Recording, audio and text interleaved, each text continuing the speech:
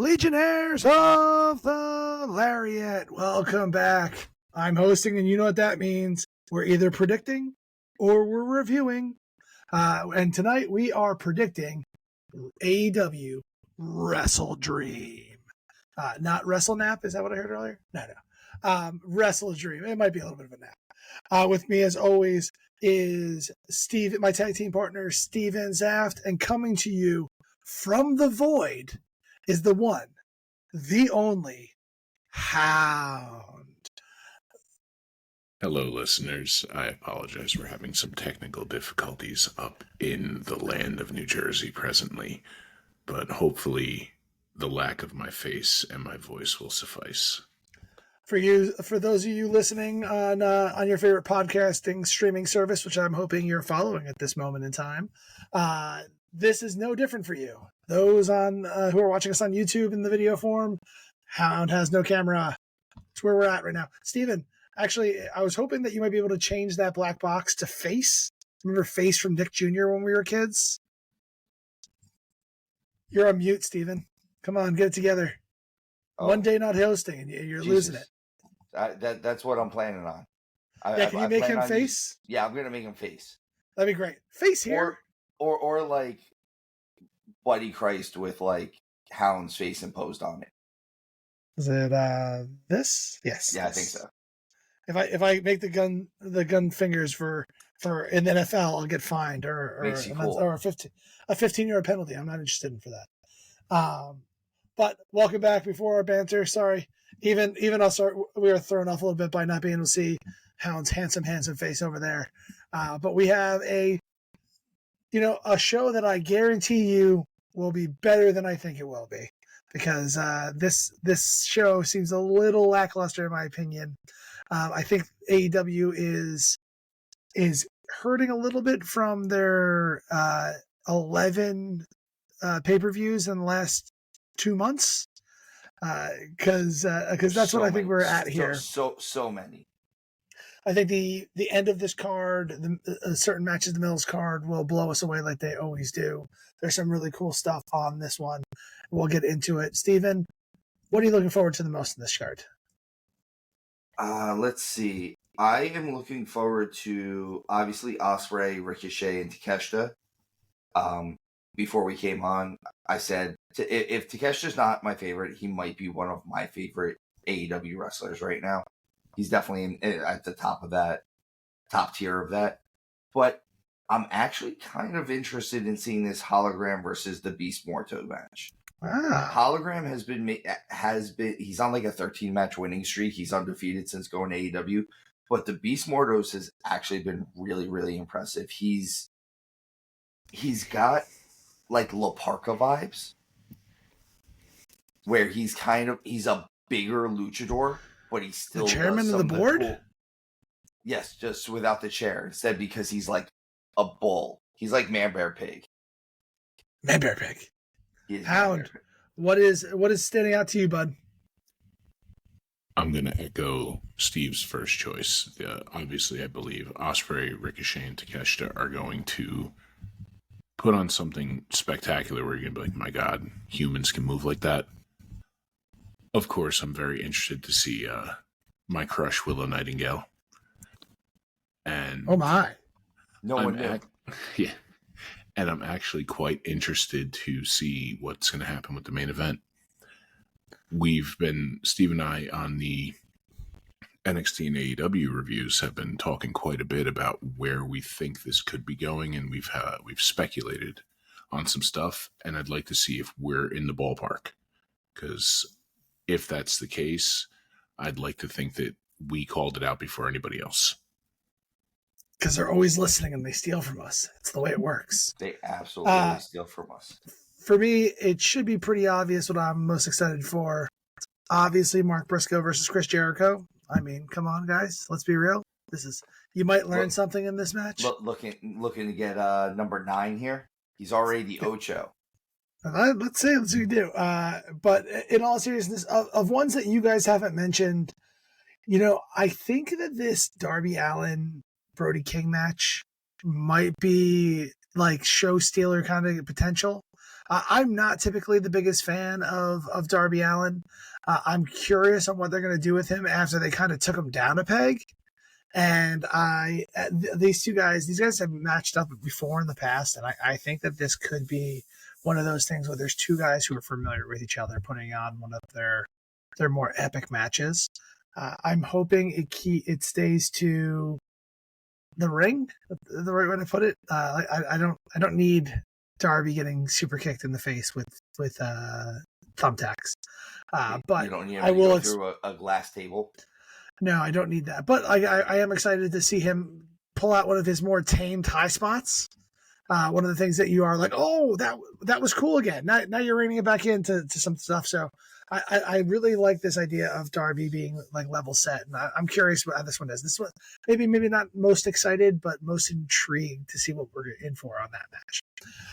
Let's kick it off. I think this card is in order. At least that's what the Wikipedia is telling me. So I pulled this all from there. Let's kick it off with which probably should be. Wikipedia is never wrong. Never, if it's on the internet, it has to be true. No one knows. We're going to start with this first match, which I personally think is a disservice because it should be the main event. Looking at Mark Briscoe versus the Chris Jericho. This one, like looking at this card and kind of the way it was slapped, it feels a little slapped together. Like these things are quick. They rushed this feud along well enough for me with Jericho and Briscoe, with Jericho invoking the name of Jay, and it was such a we were talking about troll of the week a little bit ago. Calling out your dead brother could beat me, but you can't. Oh yeah, that's the troll of the week. That might be the troll of the month.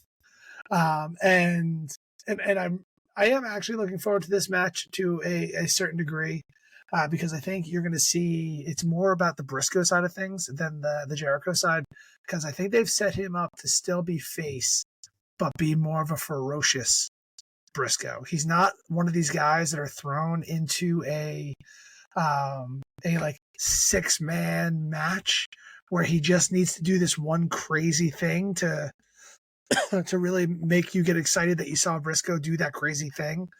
Where in this one, he still will. Like, there's definitely a cannonball on all three of the people surrounding this match coming. But I could really see him being more ferocious, a real statement match for Mark Briscoe here. And so I'm going to give Mark Briscoe that win and retain the title as well, and kind of go from there. Hound, what do you think about this match? This is one where I genuinely fear the booking of it, because I agree that the title should stay with Mark Briscoe in this. And that is who I'm going to pick, but I would not be surprised. Like, I'm like 60-40. I would not be surprised if it goes to Jericho.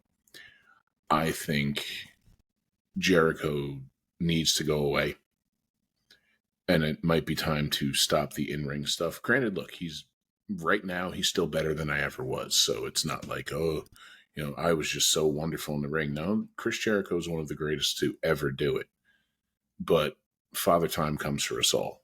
And I love the idea of the learning tree, but it's time for Jericho to simply be a teacher to the pupils and not the teacher who's trying to, win the dodgeball game to reclaim some youthful glory. I think Tony Khan really loves Chris Jericho, and that's why I worry that the title may change hands, but I'm going to stick with my pick of Mark Briscoe. Plus, I just want to see some redneck kung fu and a froggy bow. Sounds to me like you're afraid to learn something over there, Hound. But I get it. He didn't say anything wrong, but I think he sounds scared. I'm terrified of knowledge. Steven, where's your head at? So I'm going with Briscoe too. I'm going to say this. It's one of those that Briscoe should win this. The win over Jericho makes it a much more legitimate title reign. My only thing about this is this match shouldn't happen on this card. This is one of those matches that if you're trying to build up something for Ring of Honor, they should have advertised it for Ring of Honor. That's my only issue with this, is everything that they're doing with Ring of Honor stuff on AEW, but they don't ever advertise anything for Ring of Honor on AEW, which is, it's still their other promotion. Like, they're doing Ring of Honor no favors. I don't care how many times you can watch their stuff on Honor Club or anything like that.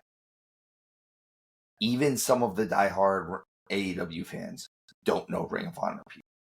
Why would you need to watch Ring of Honor if you're going to get their champion wrestling AEW guys? That's the problem. Is that's all you get. You get their champion, but you don't. No one. I don't even know if he wrestles on Ring of Honor. He's on every AEW show though. He's on Dynamite, Collision, and Rampage. But like I said, I think Briscoe winning this over Jericho, who is the Ocho, means he has 8 branches. Each branch is a title ring, a world title ring. Well, he's already had this title too. I do like that. That's one of the 8 branches. Yeah, but does it branch 8, again? This would be it would make it. I don't know what they would do. Noin? He's the Noin? Nueve? I feel like he would go for a different language at this point. Why? But I can't count to 10 in very many languages. No, so. and I'm sticking with Briscoe on this. Like I said, I think it just him winning makes his title reign better. Jericho being the champion doesn't do anything for the title, and it doesn't do anything for Ring of Honor realistically. I agree with all that, which is the reason I have Briscoe as well. I think you guys might get your wish. This match and the way they built it could be the send-off match for Jericho for a little bit until like Samoa Joe comes back. Well, we're in October. I don't know when he does his cruise, but this might be close to the Jericho cruise. So that actually makes sense because we're just about, next month we'll be outside of hurricane season, so that seems like that could be a thing.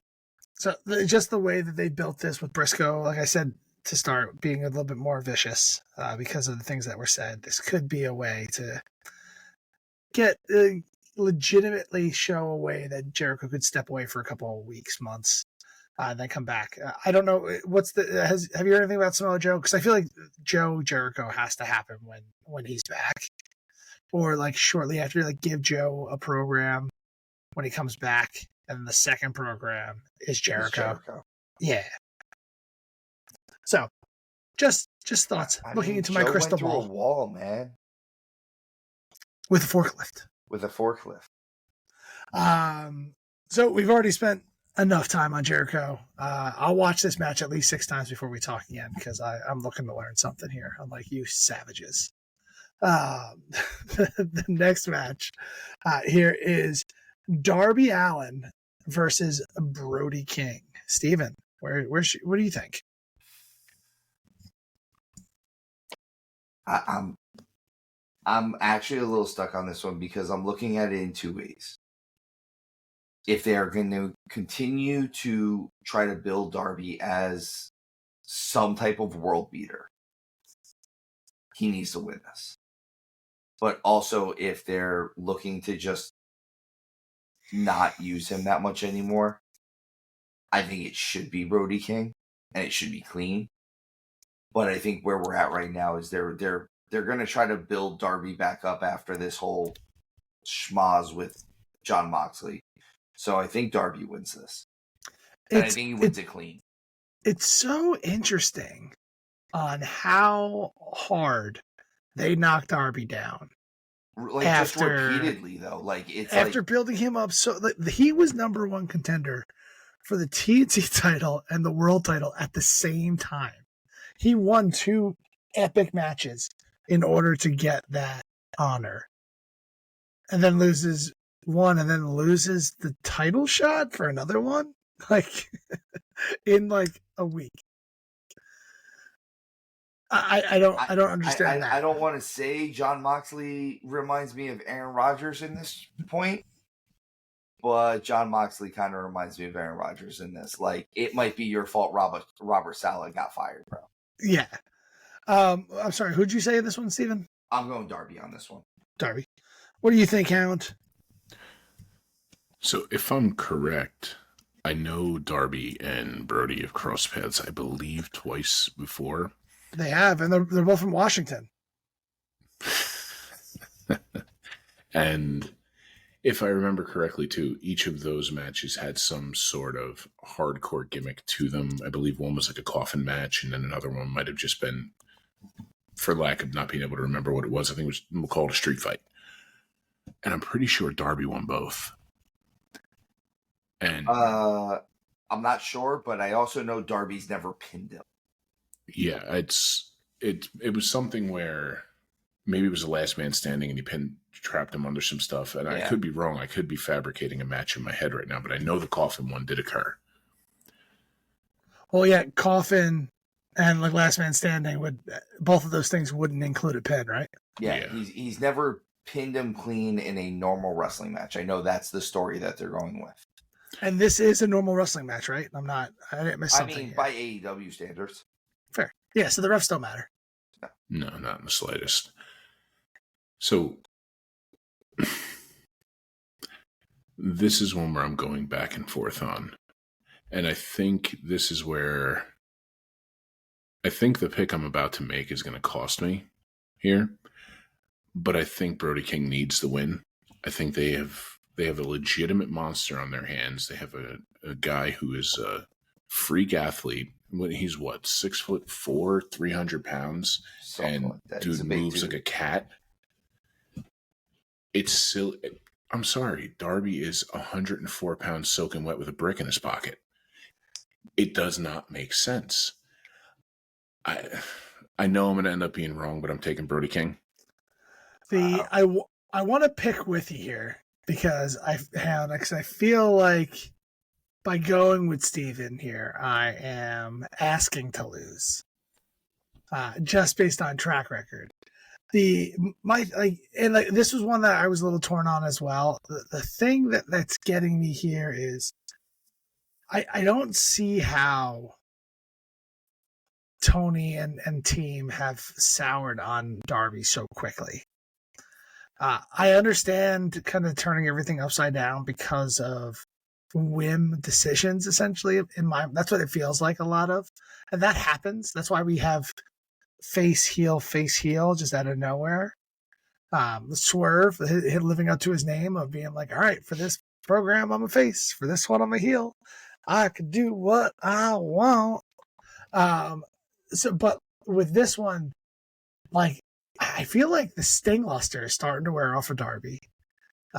He ever since Sting retired, I feel like he was on top of the world. Not a Everest pun, but if you want to take it that way, you're welcome.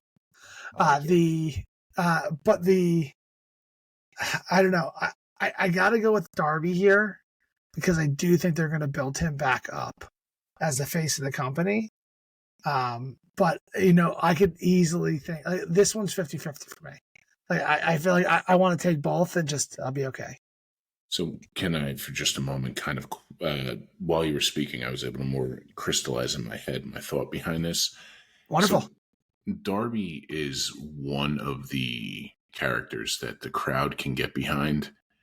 And even in a loss where it's like heartbreaking, it almost helps him or endears him more to the fans. And I could see them with him losing both title shots and everything else, almost like he's got to hit rock bottom again. And maybe this is something where Sting's obviously not coming back to wrestle, but Sting shows up to talk him out of I can't do this anymore. And we have the whole, the rise again thing. To me, that's why I'm picking Brody King is it doesn't make sense for Darby to win this right now. I understand that let's build him back, but I think you get more legs out of this if you push him down that path to become the sympathetic babyface. Like I said, I don't think it's going to happen, but I'm taking Brody King just to see if we can have a definitive winner on our picks. So Hound, that's the one area I do believe with you. I think if Brody King does win this, it's in order to make this a bit of a clinic rather than a one-off match here, because this could easily be a one-and-done match, like with very little build. I know, like I said, I know that these guys have history, and I think, and you mentioned it as well, Hound. And if they want them to have 2 more matches, I could see that's the way Brody wins this. But I think if they don't, and they're looking to get Darby a little more credibility, which is where I'm leaning. That's why I go with the Darby side of things. But this one is one of the ones I'm the least certain on. The show in general just seems a little slapdash too. Like it does. Hey, we need to put together a pay-per-view and we need to put it together now. When in truth, they really didn't need to do this pay-per-view whatsoever. Like, and I'm not saying like it seems completely thrown together. This feels like a Dynamite Plus, which they just had a Dynamite Plus, and it kind of didn't deliver. This could have been the Night of Champions Title Tuesday. Title Tuesday. This could have been Title Tuesday, and they would have had a chance to beat NXT. Do you know what match I'm most certain on? The next one. That makes sense. Jack Perry versus Shibata for the TNT title. I believe it's Hound's turn in this thing. So, Hound, why don't you go first, bud? And I'll get to mine. Okay. Jack Perry's not losing his title. I mean, there's my pick. Now, I am a fan of Katsuyori Shibata. Mm-hmm. I get over the whole, I'm going to stand there and let you forearm me in the face 72 times and show you that I can just take that when... Okay, that does get annoying, but I do like Shibata's in-ring work. I mean, I was a big fan of the Orange Cassidy Shibata stuff. And I believe Jack Perry and Shibata are going to do really well. I think it's going to be hard-hitting. I think we're going to have a bunch of near falls. You're going to have a lot of the crowd popping for it. But ultimately, I do believe that the title remains with Luke Perry's Spawn. You know, I could see this being Perry's best match since coming back. 100%. Like I'm scrolling through some of them right now. At the very least, his best title defense, because I still think the Bryan Danielson match was. I think Danielson got the best out of Perry. Fair. I wasn't thinking of that match. But as far as between coming back and especially winning this TNT title, this is definitely his best. Will probably be his best title defense. Why don't you tell me more about that, Steven? Just your turn now. I'm picking Shibata. I'm not picking Shibata. Yes. No, I don't know. Jack Perry is not losing this title. You won't do it. There's no way. There's not a universe. There's not a world. It's bizarro land. Jack Perry's still not losing his belt. I heard him say Shibata first. I heard it too. I wrote it down. That's not how that works. Shibata, like I said, I think this is going to be a good match. I think this is going to be different than some of the Jack Perry matches because you're going to get Shibata hitting a lot more of those like suplexes and stuff like that. It just feels like, again, this was another one that was kind of thrown together. And so, I would buy this if the TNT title was being used like a real television title. I could say Shibata might win this match out of nowhere if this was a real television title, because that's what happens with a television title. Mm-hmm. That's not what they're doing. They're trying to build Jack Perry up as, I hate to say this, but I think they're trying to make Jack Perry the next. It feels like they're almost trying to make him the next, almost like Kenny Omega at this point. When I tell you guys, I am convinced that Shibata is going to win this match. I do it because I just wanted to see your faces. There's no way Jack Perry wins this. No, if I can't see it, so I'm just going to cut the chase. Yeah, I'm with you guys. Perry's winning this thing. Jungle Boy. It's all day Jungle Boy. Yeah, I'm convinced that he's going to win this. There's not much more for me to add to this one. This match could be good. This one also feels like a mid-card match, or like a towards the end of the night match on Dynamite. Maybe a Collision main event. Like, it feels like all those things. Like that's what I feel like that's the feeling for this card, though. Yeah, like, you know, the Briscoe Jericho match feels like a Ring of Honor main event. Darby, Brody, King. Maybe because it's for the Ring of Honor Championship. Yeah. Darby, Brody, King, I could see being a mid-card match on this card. Again, Jack Perry versus Shibata, Dynamite main event. Like, so this is one that I'm a little, this is why I'm a little lackluster on these. But maybe giving these guys a little bit more time to go out there and show us what they could do and proves us wrong. That, like, you know what? Like, these are better. That's what I said when I started. This show, I'm convinced this show will be better than it looks on paper. Because I don't know how it could be worse. Like, and not that it's bad, but I just don't see how this talent can perform less than what this kind of looks like with the lack of build. Like, here's the thing. Yeah, I think that's where it is. There's a lot of lack of build. There's only one or two matches on here that have big fight feel, which realistically is what you want for your pay-per-view. I think if you take this card as just looking at this for wrestling matches, this will be a good wrestling match card. Solid. Yeah. Yeah, like we're going to watch it and be like, oh man, these matches were really good. But the story behind these matches are going to be like, well, yeah, like the show was great. And like, I'm not disappointed that I saw any of these matches, but at the same time, I don't understand why I'm watching these matches. Do you know which match I do understand? I think it has the biggest build and has big match card feel. And thank you for helping me with that quick transition, Steven. It's Will Ospreay, Ricochet, and Takeshita. You're welcome, bro. All day long, bruv. For the international title. This match coming off of a pointless match, but nonetheless, this match is ready to go. This is, on paper, this is the most exciting match of the night. Like, let's be real. I'm afraid it's going to be a little too choreographed, but what I'm really hoping for is every one of those hyper choreographed spots are just decimated by Takeshita. Like, Superman pose, double massive clotheslines, just right out of their boots. Like, that's what I want to say. So, before I give any picks on this, I just want to point this out. It's my turn first, Stephen. Fair enough. Go first. Before you can go. Gets any picks. Yep. I heard Bully Ray say this the other day. I know we quote him a lot, but he's right at this point.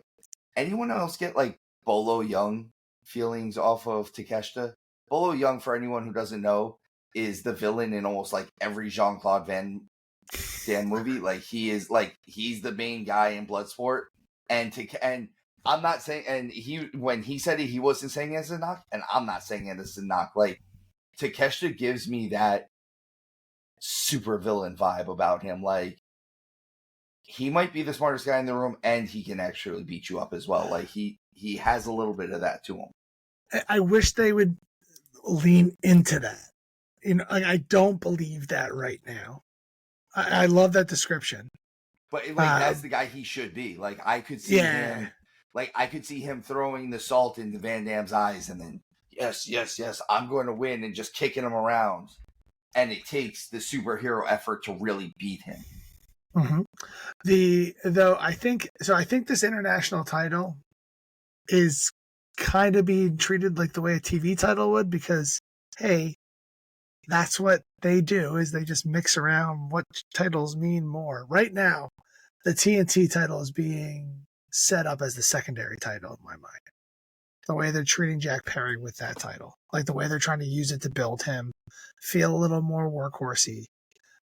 It's certainly not the Continental title or whatever one Okada is, because Okada's not even on this card. Which nowhere near. What are we doing? What are we doing here, Mr. $15 million man? There's a couple of titles that aren't on this, which is surprising because they have Hey, listen, they got rid of the FTW title, which that's enough.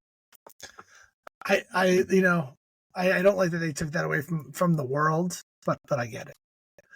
So I'll make my pick without further ado, because maybe I'm picking a little bit from the heart here, because I just think this man deserves it. And the reason why I think they're kind of treating this international title like they kind of pass it, I think they're going to just keep passing it back and forth to Ospreay in these weird ways. So I'm going to take Takeshita in this match to win. How do you want to take the second one on this one? Sure. So that's my job, Steven. Stay in your lane. So everybody here is crazy. It's clearly going to be Ricochet that takes the pin from Takeshita. Yep. So I agree. I think the reason they have to do this is they just pushed another Don Callis betrayal. If you're going to have this go anywhere, you have to take the title off Ospreay right now and give it to Takeshita. And Takeshita deserves it. I mean, we were hopeful it was going to be Takeshita getting pushed towards Okada, which ultimately made a lot more sense to me. But if you're doing this whole exile from the family type deal, the only way I could see it where Ospreay retains is if somehow Kyle Fletcher, after that whole like being torn emotionally thing, trying to get Takeshita and Ospreay away from each other, somehow prevent Takeshita from winning, or you could cement it further, and which I wouldn't want to see. I would kind of want to see this match. I mean, no triple threat really ends super cleanly anyway, but I would like there to not be an interference spot. But if there is, if Ospreay wins, it's going to be because Fletcher did something. But at the same point, you could also have it where Fletcher fully cements the betrayal. I'm hoping they don't do that. I actually think you're going to find yourself somewhere in the middle. I think that if you don't want an interference spot in this, I'm sorry to break it to you, but I think you're going to catch one. 100%. But I think it's going to be more Kyle Fletcher double-crossing Ospreay reluctantly. That, like, he has to do it for the Callis family. And to stay within, like, he's going to have to choose. Be it any way. He's probably going to have Callis screaming in his face, telling him to do it like he does. And this is the thing that they should have done 6 months ago, when instead of having Ospreay turn the entire Callis family face for a hot minute, because like why that happened, I don't know. But Steven, what are you thinking here, bud? So I do agree with you guys. I think it's going to be Takeshita. If I can shoot, I'm just going to grab the pencil for a second, because I think this might actually make it interesting. This is a way for us to not have Ospreay and not have Takeshita win this. This is the only way I could see Ricochet winning this. And Showtime, I think you're going to like this one. He joins the Hurt Syndicate. Oh, yeah. I've been calling that from the beginning. If that's what I'm saying, is if this is something where MVP, who is clearly trying to build a stable of people, comes out, or you get Shelton Benjamin to come out and do something where he neutralizes the Callis family and Ricochet wins it, I think it makes it interesting for Ricochet. I think it makes it an interesting stable versus stable type thing. And you get a chance to get Ricochet into what seems to be more of a heel stable, especially the way he is. He's a much more natural heel. And you get him a talking piece with MVP. That's the most important point. So I was waiting to jump in and say, I didn't want to interrupt you. I wanted to let you finish your thing because I'm all in. You're right. I absolutely adore this idea. I want to change my pick here to will that into existence. Yeah, like I want that's the thing. I want this to happen because it makes this match, which should already be like a phenomenal athletic display, into an interesting storyline. Yeah. You could see Takeshita being... I mean, let's be real. We could easily see Takeshita not winning this because they like to do that to Takeshita. Like, that's his MO. Yeah, well, like, a match he should win, doesn't win. It's so bad that, like, his name is basically Takeshita because they take a shit on him all the time. I wasn't going to go there, but that's fine. Will Ospreay is expected to win. I wanted Ricochet. Like I talked about this in previous episodes, and if you guys haven't heard, originally the Hurt Syndicate or the Hurt Business, the Hurt Business originally wanted to have Ricochet as one of their members, and they wouldn't let them have 5 members, and so they weren't. So it would be 5. They had 4. It would have been 5 with MVP. But they wouldn't let them have it, so they had to choose between Ricochet and the other gentleman's name, who I can never remember. Cedric Alexander. So they wanted both of them, and then so they took Cedric over Ricochet, and then let Ricochet go off on his own. This is a way to make that up. But you could easily see Ricochet, Benjamin, Swerve, MVP, and Bobby Lashley in a group. Yeah. And let's just talk about how they just run house in this whole thing. Like, this is fun stuff. It's just, I don't know who the tag team is in that group.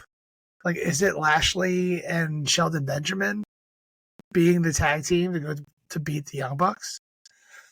Because I feel like Swerve isn't a tag team wrestler at this point in time. He's the most legit AEW person. That's also the only thing with that is if you put Ricochet in that group, I feel like it would end up almost being Ricochet and Benjamin being the tag team.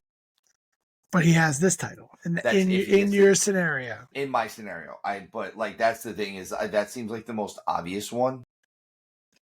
But then again, also Lashley is a little bit older. So is Shelton. Shelton's not. He's not a spring chicken. He's still in better shape than 95% of the AEW roster, but still. Yeah. But at the same time, for that reason, they could be a great tag team and dominate, just absolutely dominate that division for a while. Yeah. Like the Young Bucks have already taken the steam out of literally everybody. It's just squash match and just trying to find somebody to fill it in. But we'll keep it here as much as I want. I'm happy to take the L on this one. If that happens, I'm in. You have my full support. Yeah, again, this goes along with my Rock coming in at number 31. I want those things to happen. Yeah, I want that to happen. Something I'm less happy to have happen is the Young Bucks versus Private Party. I think, Steven, is it your turn to go first? I think it's my turn. You picked Darby first? Yes, you picked Darby first. Yes. You're up. So it's the Young Bucks versus Diet Street Profits. Yes. I'm sorry, the not so young Bucks. The middle-aged Bucks versus Diet Street Profits. And the Young Bucks are not going to lose those titles. You are going to, I say it all the time, you will have to pry those titles out of their cold, dead hands. The Young Bucks are winning this. And I don't know what else to say about it. It's kind of a crappy build-up the way the story was. I think the match is going to be athletic. It's going to be a Bucks match because Private Party pretty much does the same things that the Bucks does. Just they're a little younger. It's really where it's at. Hound, you're still with us, right? I can't see you in the void. Yes, of course I'm here. All right. So what I want to have happen is I would love for Private Party to take those titles. Will I get what I want? Absolutely not. I believe the Bucks are going to hold those titles until Kenny Omega returns, and I believe that will be when the Golden Lovers return with Omega and Ibushi, and that will be the team that takes it from the Bucks. So until that happens, or until it's shown to me that that is not going to happen. I believe the Bucks are going to continue their, I don't want to call it a reign of terror, but their reign of something. It's a reign of terror. Good. I'm with you guys. AEW with an iron fist. I'm with you guys. This is probably the match I'm least excited for. I'm just not into the Young Bucks. I don't know what it is. Like, they are talented guys. I'm not trying to bury them. I'm not trying to jump on a hate bandwagon or anything like that. I feel like their matches come on. It doesn't overly excite me. So for that reason, I'm out. But I'll take the Young Bucks because I don't think they're losing this match. I think that though I could see it happen, right? This could be that perfect moment for the Private Party to win when no one thinks they're going to win. I'm 80-20 on this one. And then they join the Hurt Syndicate. Yeah. And there's their tag team. The Hurt Syndicate's going to turn to the NWO soon. We have like 8 members right now. And then Shelton Benjamin can go after the Continental title and fight Okada. And I'm in for that. It's going to be a while because he only defends that once every new moon. Sweet. So we got another 2 months. It's all. Yeah. I'm glad this worked out the way it did on the way these fall and who gets to talk first about this match, because the next match we have for the women's title is Mariah May versus the one, the only Willow Nightingale. Hound, would you be interested in going first for this one? Certainly. And I feel as though I'm about to betray my crush because I don't see Willow winning this title, unfortunately. I think she will be out there. I think the two of them are going to put on a phenomenal match. I think, and Steve made this point earlier, I can't remember if it was at the start of the show or if it was when we were all talking before we started recording, that unfortunately, oftentimes the women's matches in AEW become just victims of card placement. And I worry that this gets overshadowed because of card placement and not because of in-ring work. I'm sorry I don't mean to interrupt you, but coming after the Young Bucks and Private Party, I do not think is going to be a victim of card placement. If this is correct, I'm with you. If they follow up Ospreay, Ricochet, and Takeshita, I 1,000% agree with you. Well, yeah, I'm not saying that this one will either. I'm saying I worry that somehow this does. And I mean, the Bucks and the and Private Party, it is going to be a match full of high spots. So you are going to have a lot of the whole crowd gasping. So unfortunately, there can be a lot of air taken out of the arena because of that. But right now, there's no point in taking the belt off Mariah May. She is absolutely fantastic with what she's doing right now. I think the match is going to be fantastic. I think Willow will look adorable, and it will make me happy. But Mariah May is keeping that title. I'm really disappointed that this is the only women's match on this card. Agreed. 10 matches, one women's match. What is this, WWE? Look at what's going on here. They gave 2 women's matches and 5 out of 5. I mean, that's fair. I meant more like a Raw, because Raw we have 10 women in one match. That's enough, right? Is that the quota? Anyone? Out of 300 or 3 hours of wrestling. This one was technically 2 hours, but whatever. They have some really talented women in the AEW, and I don't know why this is the only one we're really getting. And there's some people who have been like eaten up recently that I would like to see come back, and maybe because they're hurt. I'm sorry, the names escaped me, and I am relatively new to the AEW. Who's the one that has the Mexican face paint? Thunder Rosa. Thunder Rosa. Where has she been? I feel like I want to see her doing some real stuff. She's very talented. She's relegated to like Collision and Rampage at this point. And that's the problem, is the only place that they kind of, again, this has been a constant knock that I said it with you before, and I say it with Hound now. The only place that they really further any storylines are Dynamite. Collision is just matches that are thrown together. Their version of feuds that they do are, well, we're going to do this match, and then whoever's in this match, whoever lost is going to do a run in next week so that we have to have another match between these two. That's not a storyline. Like there's no reason why it's happening other than the fact that someone lost and someone won. That's not how you build a storyline. I'm just saying, I think that AEW as a whole may have a substantially more talented women's division. I think the most talented women wrestler are over in WWE, and that's essentially Rhea. And maybe you could probably throw Bayley on that list, as well as probably two more. But like, I think as a whole, there's a lot more here, and the rest, like, these guys trump a lot of the weird women's tag team that's going on over there. But for me, I agree with you here, Hound. I'm going to take Mariah May as well. I do think it's too early for her to take this belt off. Her, and I don't think Willow loses much. I feel like she's cemented herself at this point in time as a solid contender. She could beat anyone. I think if they keep doing this to her, we're going to start kind of going back on that where they're burying her.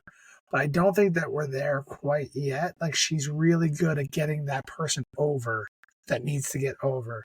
And this is a great spot for Mariah to kind of retain against Willow, maybe even through nefarious acts. But I think these two are going to push themselves to the limit. So I do agree with you guys. Mariah May is going to win this. She's going to keep the title. I think a lot of this is all still just to build more up for either Mariah versus Tony one more time, or at the very least, we're going to get Mariah versus Mina. And because we're getting the whole Mina Shirakawa is confused by Mariah May acting like this, even when she's doing some of these nefarious things, like, Mina's not totally there for it. Like, she's not helping her. She's just kind of there. Yeah, so I think you're right. I feel like we're building towards at least her versus Mina, possibly her versus Toni Storm one more time. Maybe her versus Toni Storm at the Grand Slam Australia. They might go that long. That's February.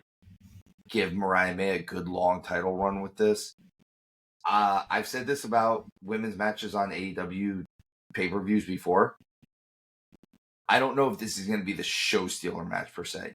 This might be my favorite match on the card. At the end of the day, like, this might be the match that has everything that I enjoy watching in a wrestling match. And Willow, I know that AJ probably told you about us and stuff like that. So AJ, thanks for that plug. So I know you're listening right now. Just do me a favor. My biggest criticism for you every single time is that you try to do a move that it makes you look super strong, and then it just doesn't go off right. If you're going to do that move, and I actually love it when you do them, do it, like, have it look that you're that strong. Like, just get her up and throw her. And Mariah is small enough that I think you could just toss her around. And she's athletic enough to go along with it too. Yeah.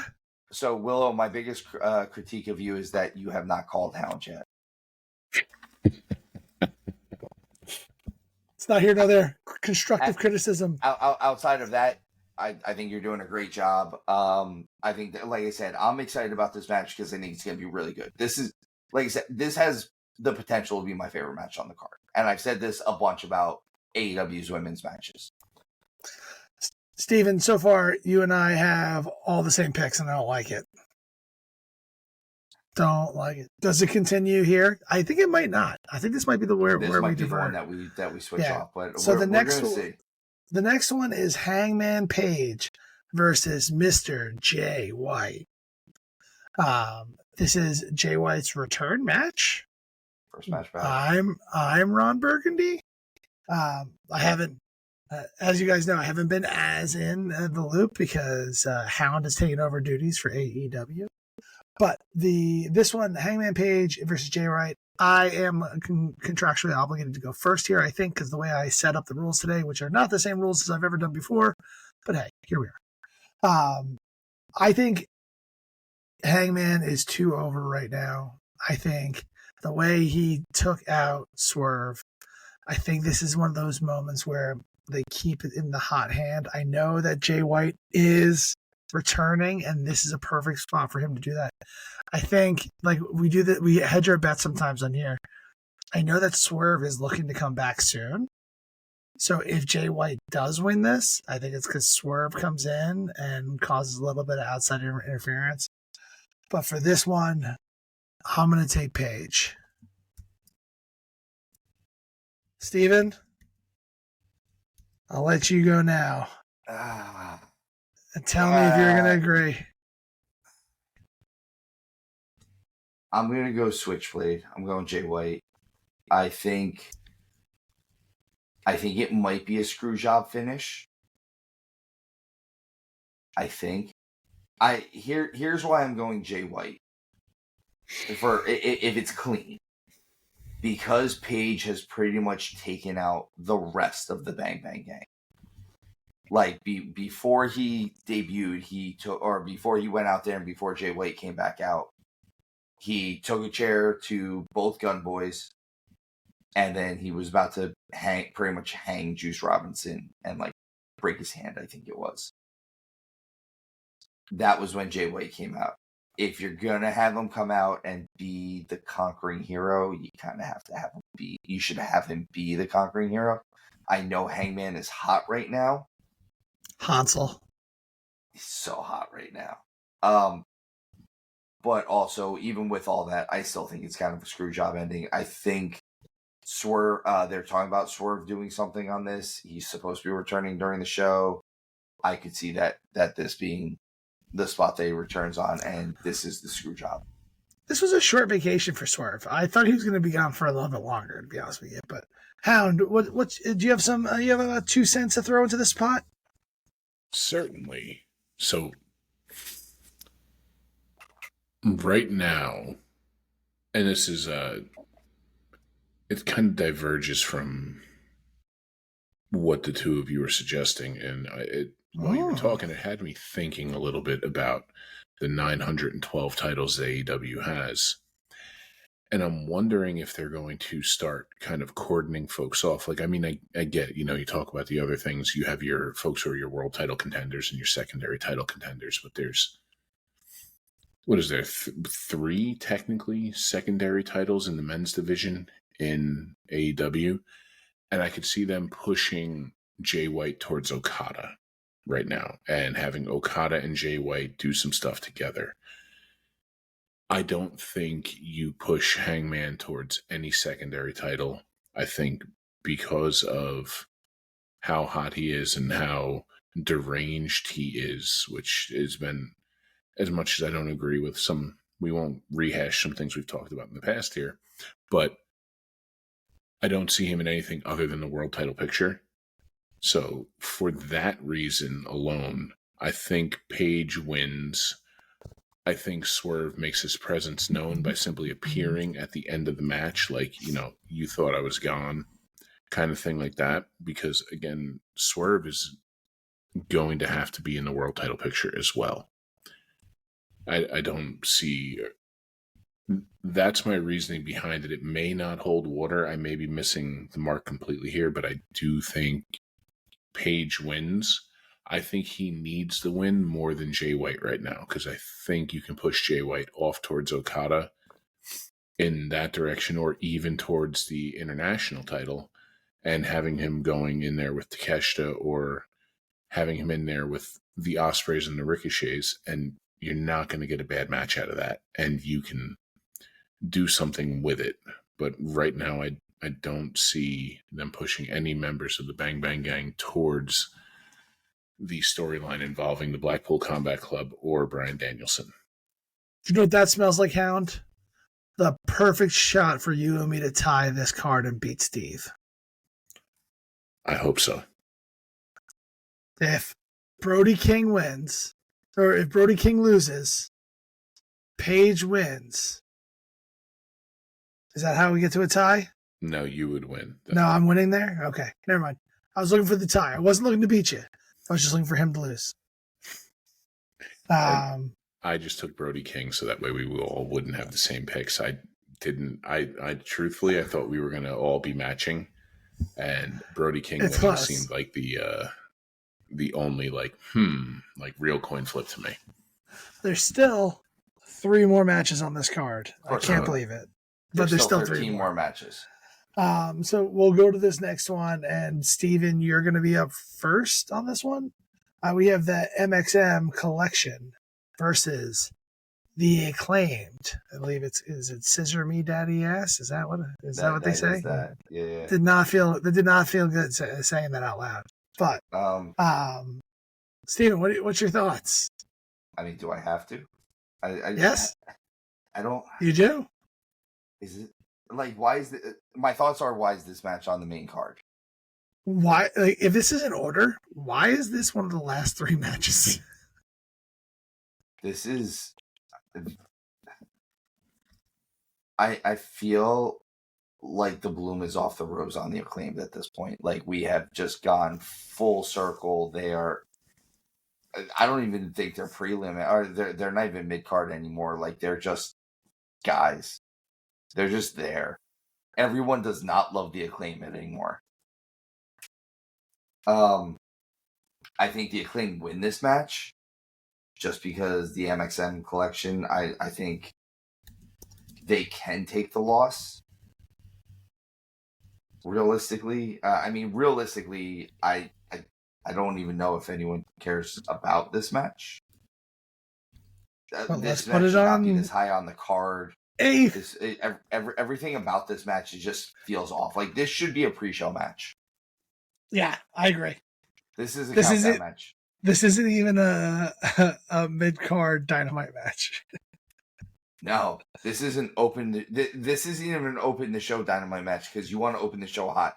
This is a number 2 match on Dynamite. Worst spot on the card. Hound, where's your head in this one? So this is the I'm going to go in the kitchen and cook something for myself match while this is on. But I'm taking the Acclaimed for one reason and one reason only. One of my favorite channels on YouTube is a baseball channel called Momentum. And in that, they had a live at bat between a guy named Eric Sim and one of the members of the Acclaimed. Oh, it was Bowens, wasn't it? Not the guy without the mustache, the guy with like the full beard. No. But either way, it was hilarious to watch a former close to making it to the big leagues pro have to go in there and try to strike out the pro wrestler, and whoever lost that current at bat had a move done to them, and I laughed and laughed. And because he was in that video, I'm taking the Acclaimed. I'm going to take the Acclaimed because, in honesty, I think that they want them to continue middling around here. Like, they don't want to push them too hard, but when the Young Bucks run out of opponents, they can throw them back in here again.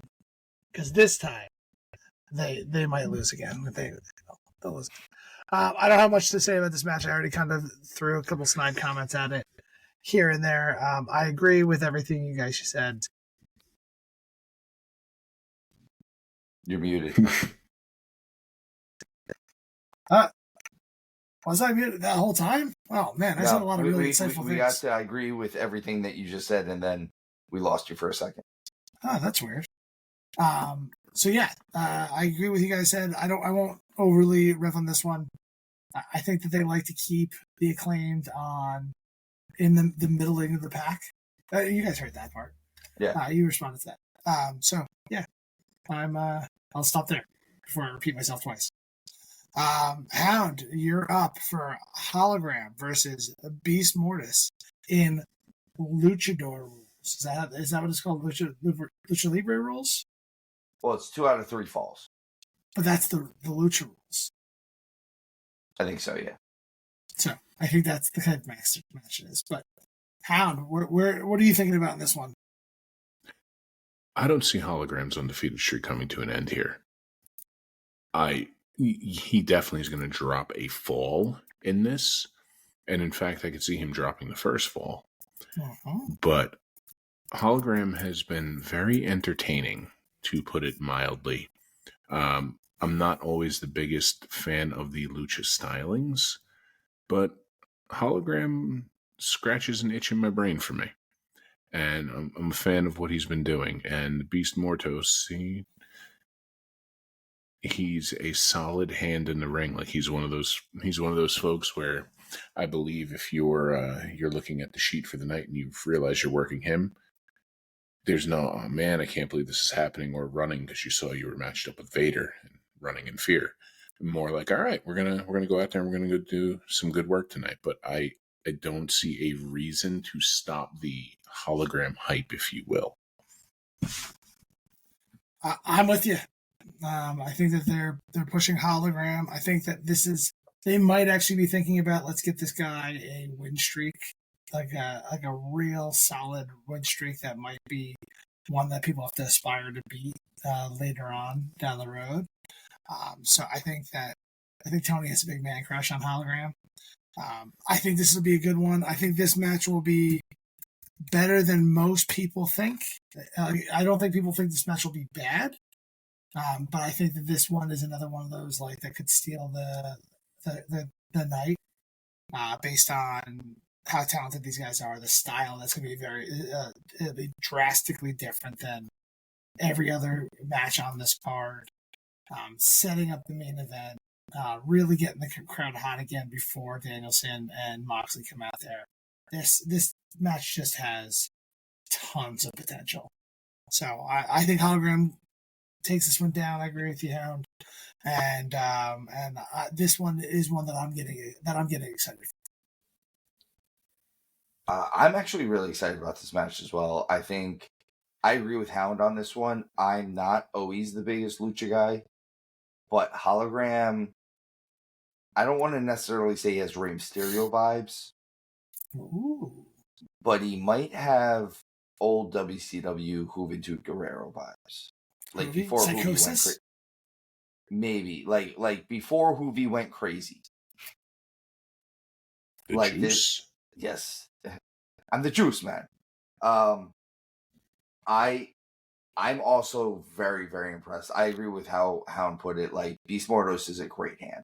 He's one of those guys where, how he put it, if you see your name on the sheet with his, all right, we're going to do a good bit of business tonight. Like, this is, I'm not going to have a bad match. This is not going to be a bad showing.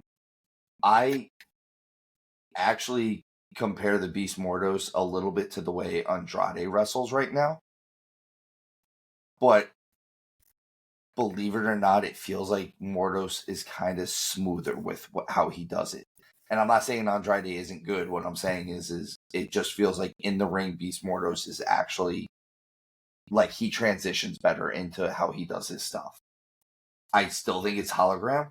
Hologram is going to win this. I think a nice way to continue this win streak too would be to eventually maybe build him towards Jack Perry in that TNT title. I think that would be a nice way to elevate this win streak. Is, hey, like I'm 20-0. I think let's put him in there with Jack Perry and let him do. And neither one of them like dwarf the other guy either. So like they're about the same size. You could see this match being pretty good, and that could turn into something. Again, I'm always going to consider the TNT title kind of a TV title, and those are the size guys that really, really used to make the TV title shine. Was the holograms, the Jack Perrys. Back in the day, it was like the Prince Iaukea and the guys like that for a while. The Jerichos when he held it. But I'm absolutely sticking with Hologram on this one. I don't think they're ending this win streak, especially not with his first match on a pay-per-view. Agreed. I just think this is just a no-brainer. And now that brings us to the main event. About time. Just know that this pay-per-view will be 4 times longer than this show is right now. This one's going to be a long one, folks. We have Bryan Danielson versus Jon Moxley, career and AEW World Title on the line. Seems like Bryan Danielson's putting a lot on the line, and no one puts else in it. It has no risk whatsoever. Who would do such a thing? Darby Allin. Yeah, no, I mean, he just puts his life on the line every time.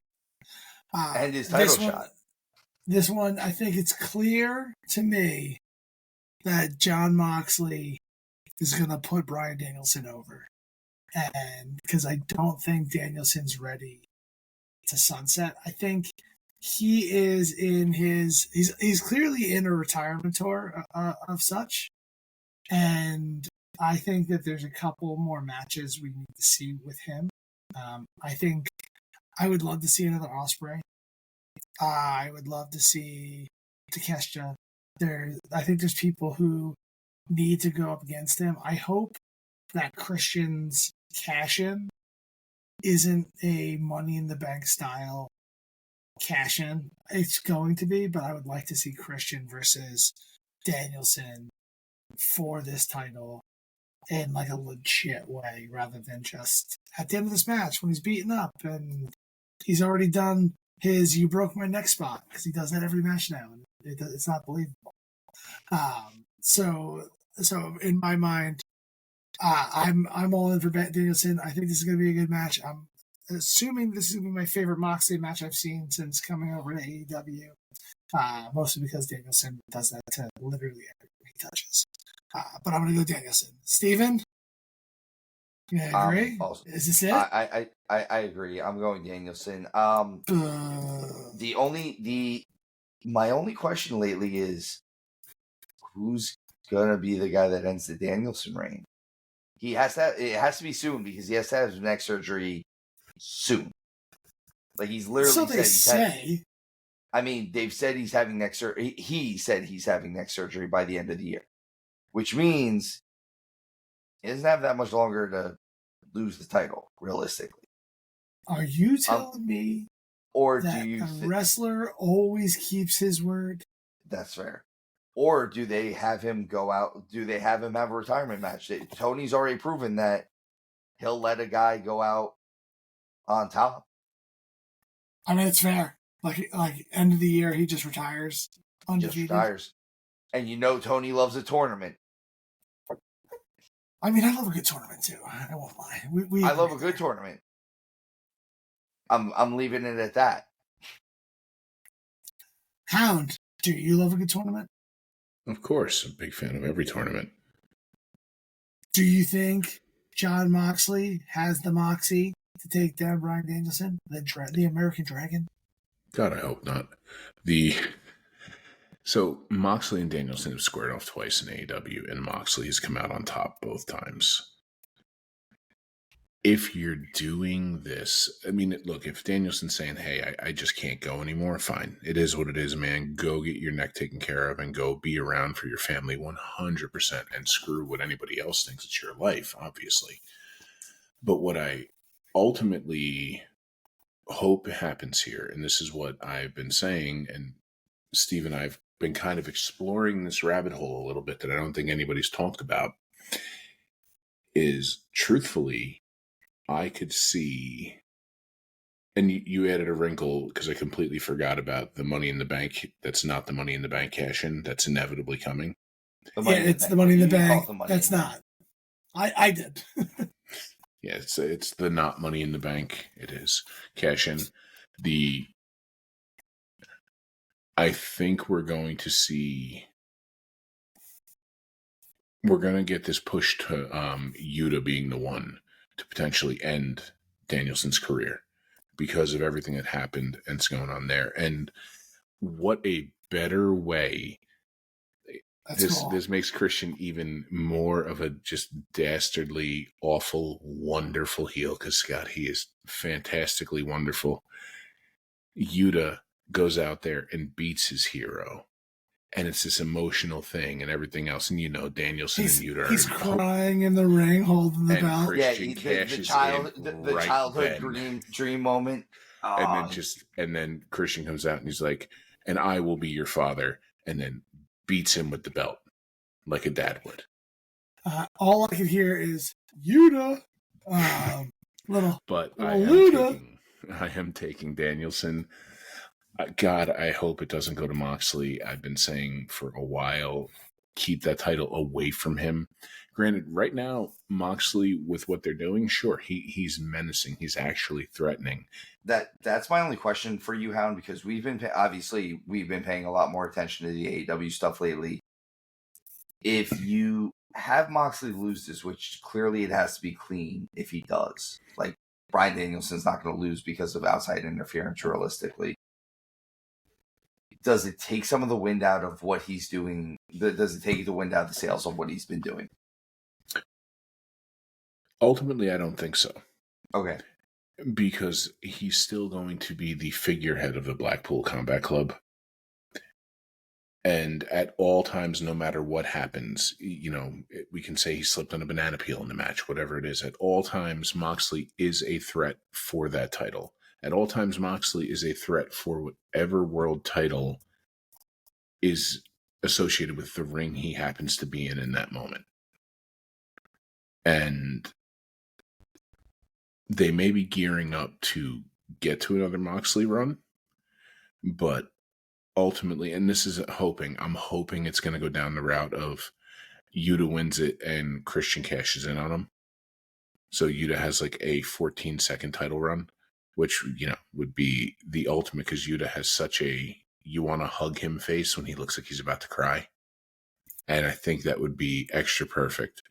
And who knows, Steve, maybe you'll get your wish of Yuta not sounding like tech support when he's upset about losing the title he had for 12 seconds. He sounds like tech support.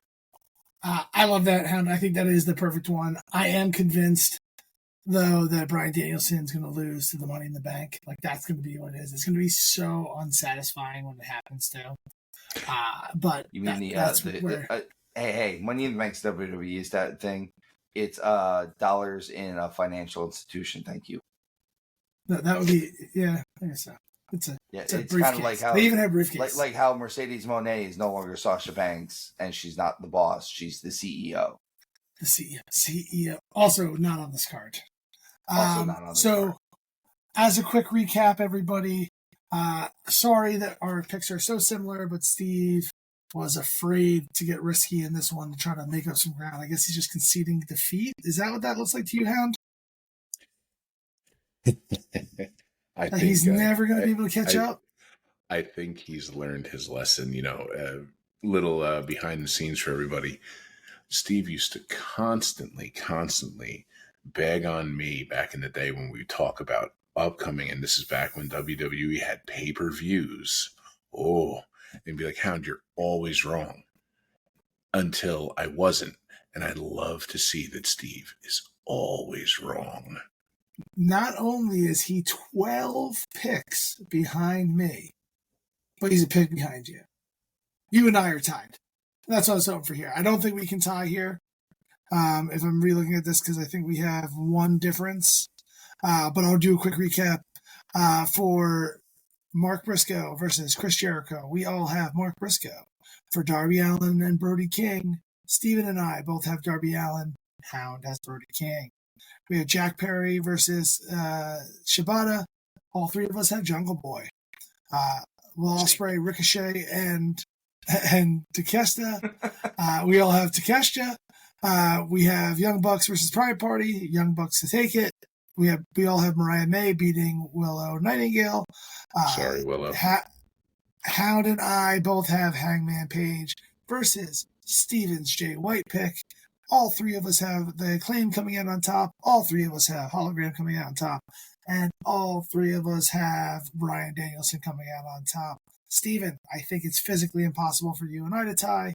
Hound, it is impossible for us to tie. It is possible for the two of you to tie. But then I would win. And that is our picks for Wrestle Dream 2024, brought to you by AEW.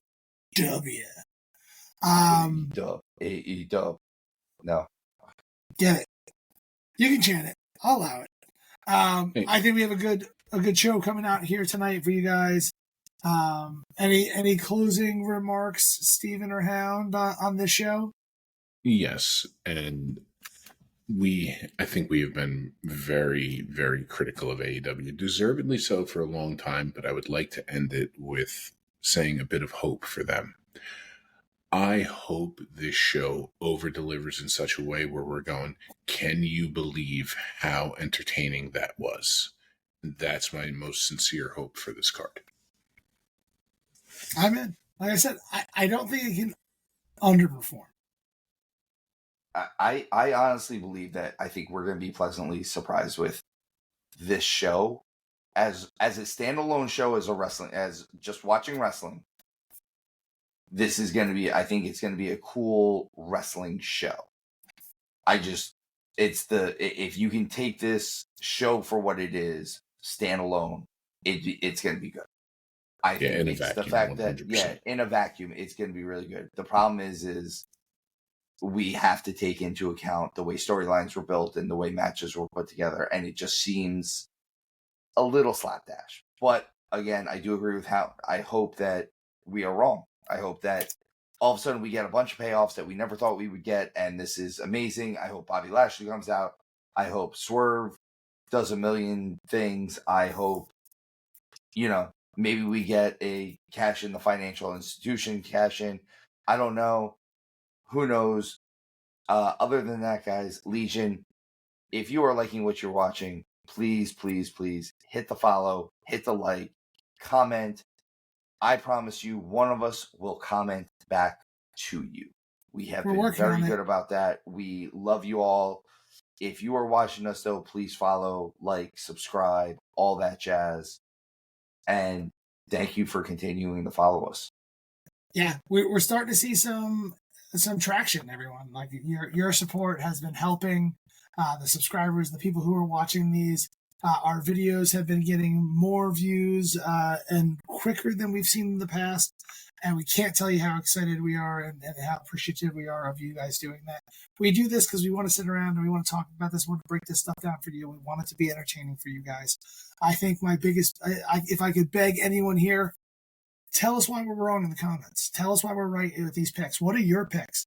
Give us some insight into why you think that we're wrong on certain ones, why Steve's always wrong, whatever it happens to be. Please just get into this, because if we can get a little banter with you guys in these predictions, I think we can make a better product for you, for us, for everybody. With that, we appreciate you. Thank you for coming out and hanging out with us. And Steven? Always tuck your chin when you bump.